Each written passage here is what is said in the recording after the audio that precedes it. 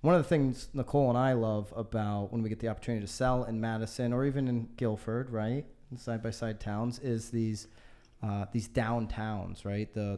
And we are finding that millennial buyers as well as baby boomer buyers want the same thing. They both want walkable locations, which is driving up some prices in downtown if the quality is good and the product's not too old, and all that kind of stuff obviously still comes into play.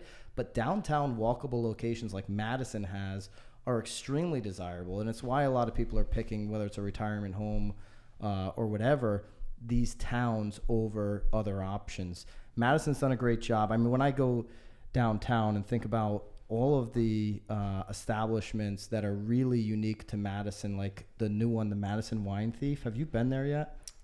The Madison Wine Shop there on Wall Street. Yeah. Have you been there? I have been. Yeah, they sell cheese there too. They do every. I'm like a it's charcuterie lover. Fabulous I am, yes. wine Have you been shop. to the cheese shop in I Madison? love the cheese shop. Yes. Cheese shop. The bookstore is obviously a classic, but like you go in there, and there's bookstores.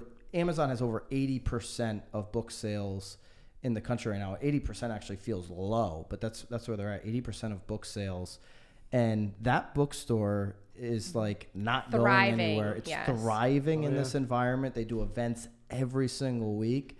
It's really incredible. I didn't actually get in. And like big names, like they're pulling big names Yeah. over there too. Like the brothers were just there, weren't they? Syrup or Yes, yeah. So tons of good stuff going on. Thank you, Property Brothers. Yes, the Property Brothers. Talk to us about the downtown, how important that is for the town's health overall. So the best part about Madison's downtown is the transit-oriented development opportunities. In Guilford, the train station is kind of set away from downtown. Yeah. Ours is right downtown. So we have a short walk along the Texas Walkway to get from downtown over to the train station. We're replacing the Texas Walkway as we speak. It's a project that's underway right now. And in conjunction with that, we're doing a whole sidewalk project on Bradley Road so that we can connect Route 79 with Wall Street with the sidewalk. There's a number of reasons for doing that. One of them is transit-oriented development and making it easier for people, but we also have a Vista school there. And so the students come out, they get on the bus or want to go downtown. We want to make it safer for them. So that's part of what we're doing that project for. We have another project that we're going to do next year where we're going to be putting sidewalks along 79 from Woodland Road. So that'll connect the condos up on Woodland Road with downtown again. People walk down there all the time, but there's not a sidewalk.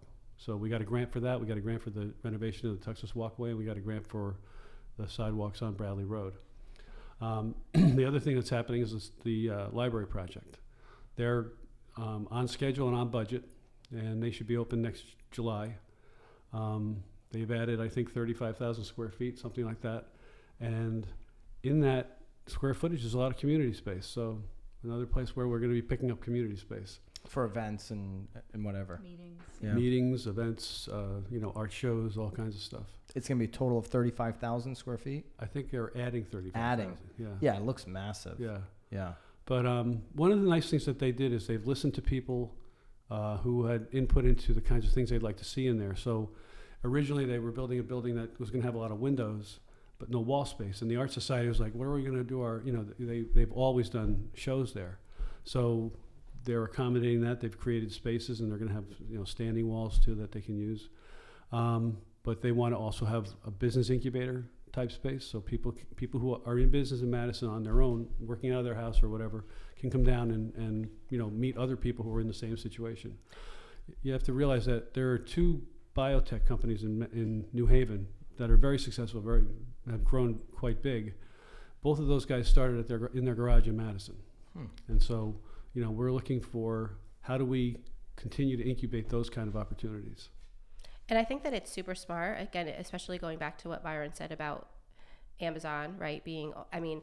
The library, my kids don't even have books anymore that they bring home. So I think it's really smart to be progressive with your library too, and provide it to be more of a community space than just a place to get a book. Cause that's not definitely what anyone's going to the library for anymore. Their plans are very diverse. I've been through the building, as it is right now, and they've showed us the kinds of things that they're going to be putting in there. It's going to be a great space.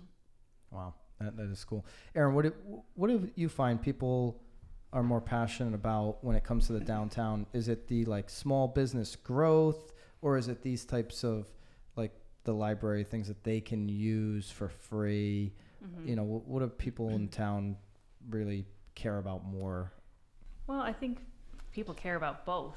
Good. I think people care about, from an economic standpoint, how vibrant the downtown is. They want to see businesses succeed there. I think when businesses don't, it's kind of always, oh, it's too bad that didn't kind of work for whatever reason. But I also think that so when I had my daughter, I met so many people at the library.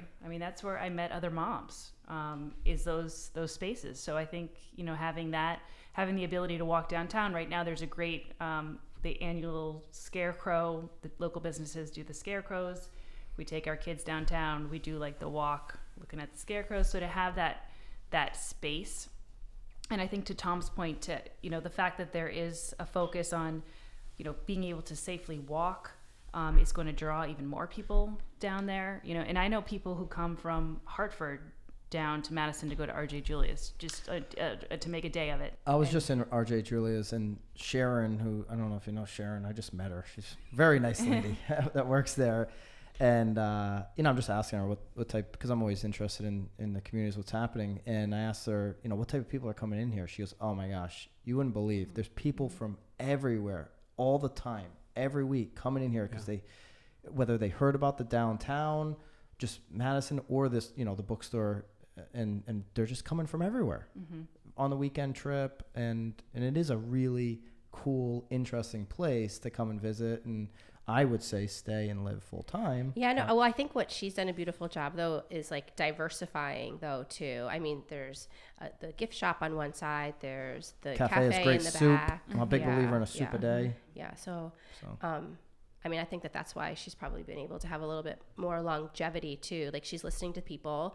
Obviously, people wanted a place to read their books, so why not open up a cafe? So, and it seems great that the town is open and sort of welcoming that change. Yeah, and so I Tom, I think in 4 years you certainly must have made an impact. I wasn't here 4 years ago, but I've been in Madison for a year, and it's a phenomenal town. It makes me happy to be living there, and it takes a lot to make me happy. Right? He's not a happy guy, and he doesn't like fun.